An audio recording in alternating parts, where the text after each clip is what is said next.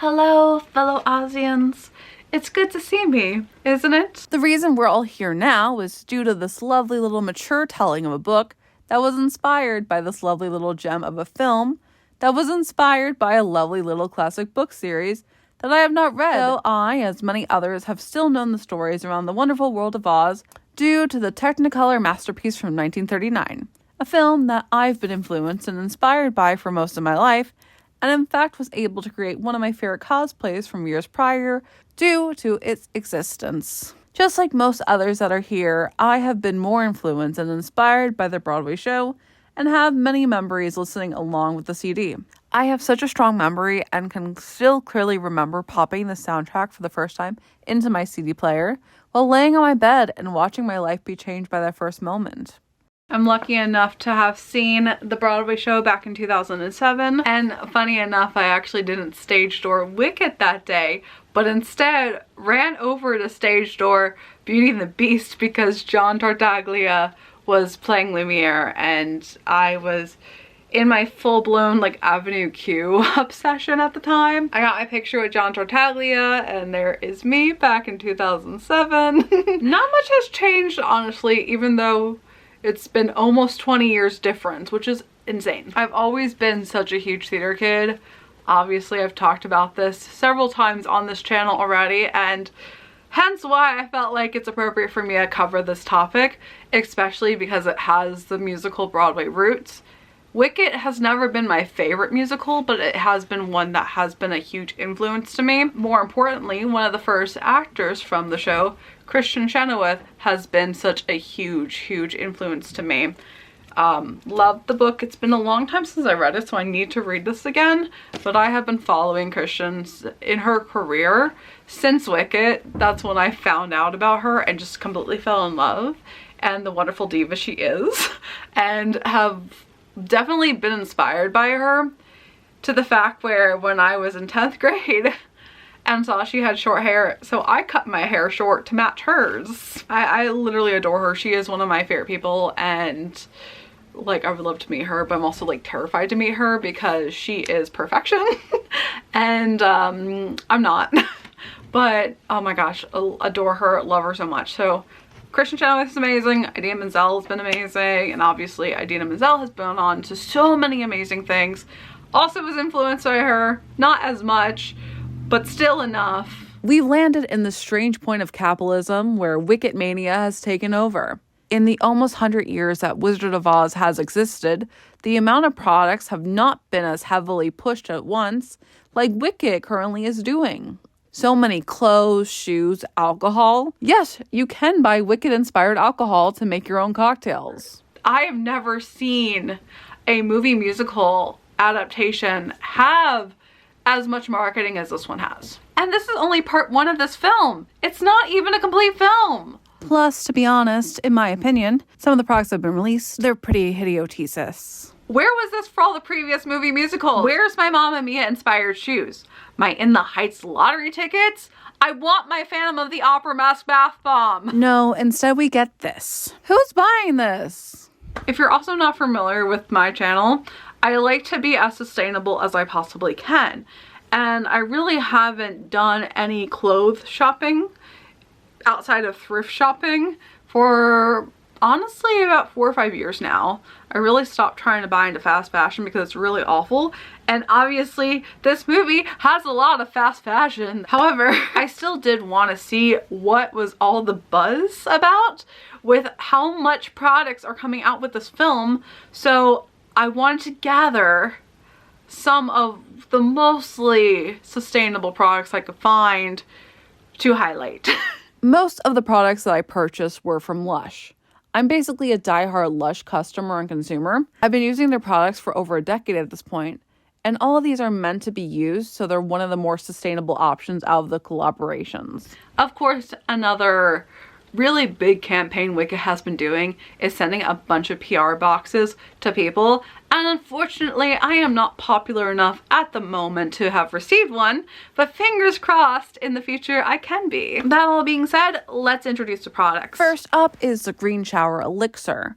Retail value is $13.50. Ingredients include Litsi Cuba, also known as a manchang tree, that's a berry type of fruit found in China.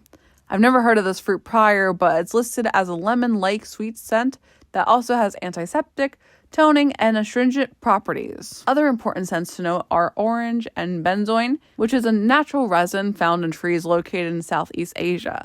Competing against the green shower elixir is the beloved so popular vegan shower and bath gel that's sold at Target. Retail value is $9.99, and the scents to note are berry, musk, and rose. Majority of these products are going to be tested within the bathroom since they're mainly bath products that I've gotten here, shower bath products, to test throughout the time. I'm going to put these together even though I'm doing different showers because it's going to be the same thing. So we have our Lush green shower elixir to do, which is vegan, but you can see it's really very subtle compared to the beloved so popular vegan is really bold in here shower and bath gel. So I'll try both of these and we'll see how this goes.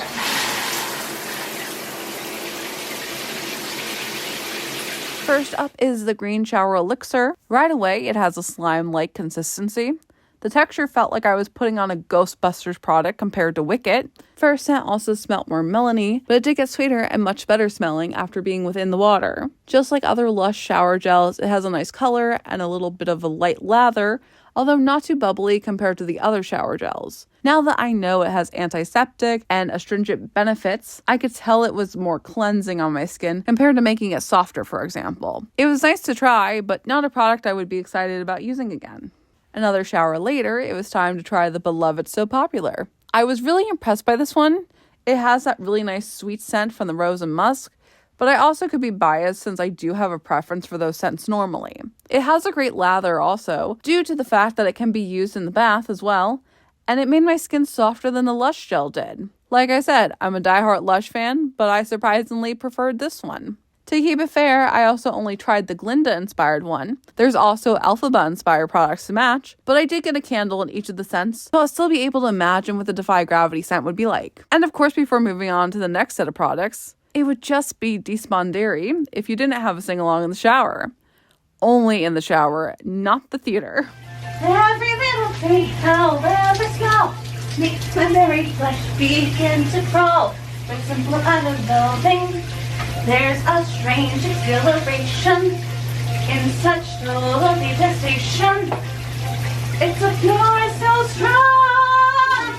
I'll show you what shoes to wear, how to fix your hair, everything that really counts to be popular. I know you be popular.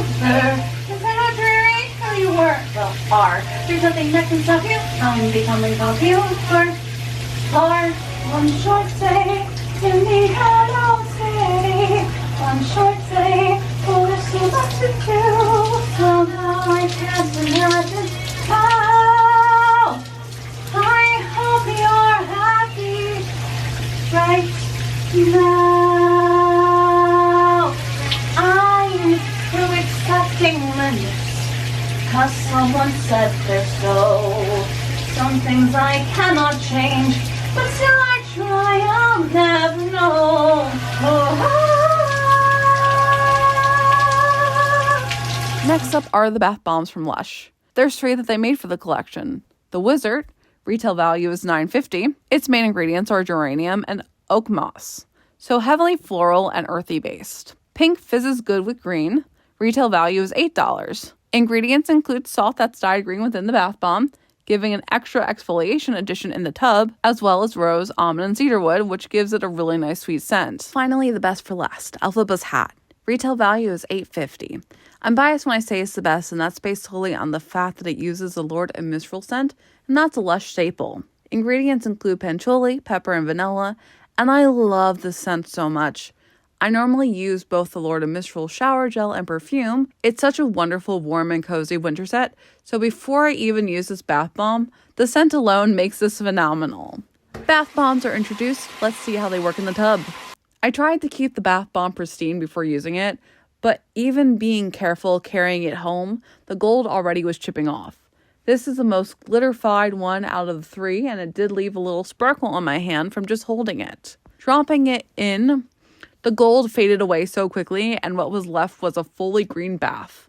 It did turn to water a nice emerald green eventually, but I wasn't a fan of the scent. I also wish the gold elements lasted longer or were more prominent. Bath bomb 1 is used up. Finished that bath. Wasn't my favorite. I'll say that right now to start off with. It had a floral scent, of course, but it was more floral woodsy, and once it hit the water, it was very strong, but not in a good way. Like, it smelled off. But that's okay, because I figured to get that one out. I'm very excited for the other 2 to use within the next couple of days, especially the Alphaba one, because that's Lord of Mistral, and I love Lord of Mistral, but it was still pretty. There was a nice emerald green color in the end. That foil did not last at all, the gold foil, but it was still relaxing. Any of the Lush bath bombs are relaxing. Like, I feel super chill. My muscles or whatever are all relaxed and I'm ready for bed. But that's the hot water, not necessarily the bath bomb. Happy that I tried it, but I wouldn't get this one again. I loved this bath bomb. It's a wonderful pink color and it smelled so good. But this one con I can see is that it did stain my fingers a little bit, but that did fade away after a couple hours. Second bath bomb is now used up. I really like this one a lot more. It had that slight Snow Fairy vibe. So if you are familiar with other Lush products, Snow Fairy is the bubblegum cult favorite that everyone loves. And this one was similar to that, more cotton candy type of scent. And it's nice because, like, I'm out of the bath, of course, and I can still smell it on my skin, and it smells really good. Like, the fragrance is really strong. I've read a couple of reviews on the website saying that same thing, and they're right. But of course, my hands are also still slightly pink, so everything about this one is a bit strong. There's some pros, definitely, to it. The stained hands is a little bit of a con, but overall, I really enjoyed this one. I would definitely use it again. And because it has Epsom salt, it's also a benefit to it. So much better. I'm excited to see how the Lord of Mistral Elphaba's hat goes next, the final bath bomb, but I really, really liked this one. So we have one winner and one loser so far in the bath bomb category. It was nice to see that even though this one did turn the bath water completely black, there was some gorgeous purple and green undertones as it hit the water. This was the one that had the prettiest bath art before dissolving. Otherwise, it obviously had that wonderful Lord of Mistral scent, but outside of that, it was more of a standard bath bomb. And with that, that's the final bath bomb, Elphaba's hat. It was Lord of Mistral, so again, I love the scent automatically. If I were to rate the 3, this would be the number 2 favorite. Pink Fizz is Good was definitely the top tier. It was the strongest scent. It was, although this had gorgeous bath art too, but this, I'm like right out of the bath and I don't smell the Lord of Mistral on me, so that goes my rating. But we did the bath bombs. We're done with the bath bombs. We can carry on to the next products. Within the Lush bath collection, there's also 2 bubble bars. Glinda's wand, retail value is $12.50. Main ingredients are rose, vanilla, and orange.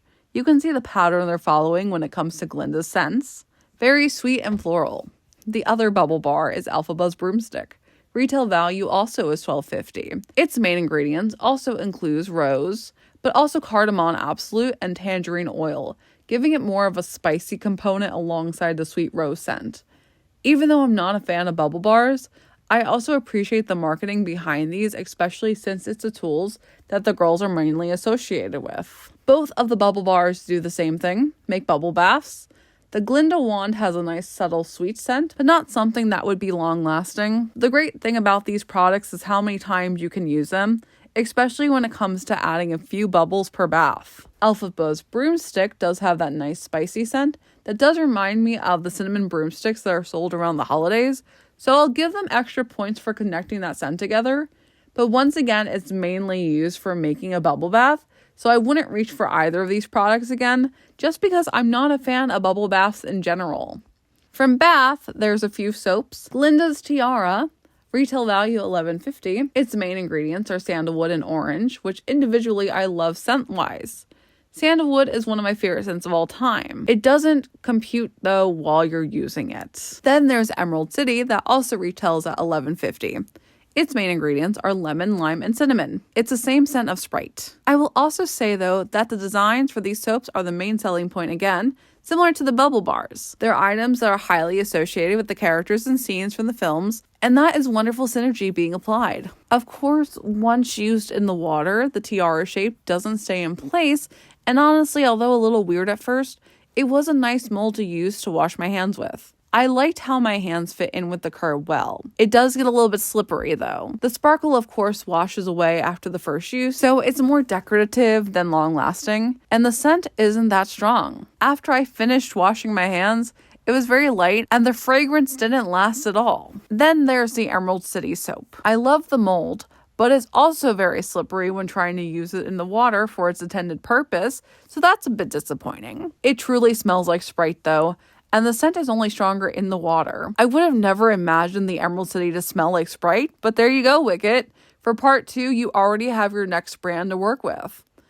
Overall, these soaps aren't any better than the standard Lush soaps I use, and again, it's a fun idea to try out once, but I wouldn't get these again. The final Lush Wicket product I got from the whole collection is this Shiz University massage bar. Retail value is $14, making it the most expensive Lush product within the group. Now, to be fair, there's 2 body sprays also available that are online exclusive. One for Elphaba and one for Glinda Naturally, but they range at $50, and that's too expensive and wasteful, especially not knowing if I would even like the scent to include. Main ingredients for the massage bar include rose, orange, cocoa butter, and shea butter. Again, it's nice seeing repeating scents to match that synergy throughout the collection. I also want to highlight this beautiful gold texture on the top of this bar. Massage bars are such a unique product since their main purpose is for loosening up any tight muscles and bringing relaxation to your body. It melts into your skin easily and gives a little bit of a gold glimmer on top. Not a product I would use normally, and the scent is also a little too sweet for me, especially a scent that's staying on my skin for hours. But I can see the rich appeal one might find with this bar. It's truly something that would be sold within the Emerald City for sure. Traveling back to the Target products, Beloved has matching candles that hold the same scents as a shower gel. Retail value is also $9.99 for each of them. So Popular holds that same berry, musk, and rose scent, whereas Defy Gravity has a scent of cucumber, melon, bergamot, and mandarin. The So Popular candle does have a nice scent that's assumed, but it's very subtle. I let it burn for a few hours and it only slightly became a little stronger. This would probably be good for anyone that wants a nice light candle that's not too fragrance heavy. It also takes a long time to burn, which is another positive, especially with the size. It's a candle that's going to last more. Just like its sister candle So Popular, it gives more of a subtle scent. This one, though, is a little more calming with that cucumber note really popping through. It also does melt very slowly, although this one seemed to melt better compared to the So Popular one. Either one would work nicely as a nice fruity cozy scent in your home. I also got 2 candy products from Target, these sweet and sour gummy candies. Retail value is $3.99. The sweet flavors consist of strawberry and blue raspberry, whereas the sour are grape and green apple. They also have these candy brooms and wands, something that looks similar to what you might find in the Hogwarts candy store. And these also have a retail value of $3.99. They also hold the same flavors of strawberry and green apple. So far, there hasn't been too many food collaborations with this movie, which is really surprising. Well, outside the Starbucks, of course, and I have some gummy candies. Of course, this is not all of the candy options that Target had. There was a lot more, but I don't want to overindulge. We get the gist of it. So here is our gummy candies. Again, sour is grape and green apple, and the sweet is strawberry blue raspberry. So let's pull out. These are actually really big, especially with the picture. They are, this does not look like a flying monkey whatsoever. But I gotta say, it's actually bigger than the picture shown, which is crazy. The flavoring is quite good. They taste like all their respective fruits in the standard candy form. The main con with these gummies is how long and tough they are to chew, but enjoying one as an after-meal treat sounds like the best option. They are basically knockoff lollipops. Also a great treat to suck on. Should I use this as my audition for Wicked.com? I also like both of these flavors, and once again, it's the standard taste that you might think of when it comes to strawberry or green apple candy. This is the only collectible item I ended up grabbing, and honestly, the reason I got the idea for this video in the first place. Because yes, I grabbed these right after I found out about the controversy, and I got them just in time. These are the Mattel Elphaba and Galinda fashion dolls. Retail value is $24.99. I got my dolls behind me. I wanted to show a better view of them because I understand it's not the greatest idea to film the products that are mainly green on a green screen. But yeah, here we are. So this is how they look, of course. They're still the reflection of the camera due to this, but it's a nice color. Literally, it matches the green screen, so it's so interesting to see the many colors of green, but still matching the green screen. I do genuinely like the way the dolls look, though. I'm not a doll person collector, but understandably, I'm very, very happy and grateful that I got these before they were pulled. And it's just my little special toy. They're gonna stay in the box. They're pretty as is, and even if I were to collect them without the spicy link, I would still keep them in the box because they are a collector's item to me, not a play toy. And I love this dress. I'm really excited to see how it looks in the movie when we have a better view of it. This could be a really cute cosplay in the future, so that'll be fun. But yeah, my dolls, I'm going to treasure them, especially because of the intentions. Mattel, how did you mess it up? Seriously, how did you mess that up? The question that everyone's asking. This movie is cursed. This movie is so cursed. The other really interesting thing about this film is that because it is a Universal film, it has a lot of marketing at Universal Studios itself. I am a huge theme park lover, so I do follow a lot of the bloggers within Florida, and they all were getting to go to this pop-up store that has its own unique products specifically for Universal that do look really cool. And they had a Wicked meet and greet with Elphaba and Galinda, and they had all these really cool food options. Like, can I have more food options? If we're gonna market a film, the food options make the most sense because it's edible and it's meant to be used. Why? Where's that? Where's all that? The only thing we had was Starbucks. And like I said, this is only part one of this film. Are they going to be this insane with marketing next year? I don't understand this game plan. I would like it to be somewhat successful because I am really interested in how they're going to make this into a film. But I also feel like it's cursed, especially with all the controversies around it. And I'm a proud owner of one of those controversies. I'm really happy about that. So let me know your thoughts below, what you think of all this craziness. Are you here for the Wicked hype, or are you completely done with it as well? Because it's everywhere, you can't escape it, and there's too much Wicked mania. Let me know below. And then maybe I can be popular enough next time to get a PR package, Universal. Until then, I will see you in the next one.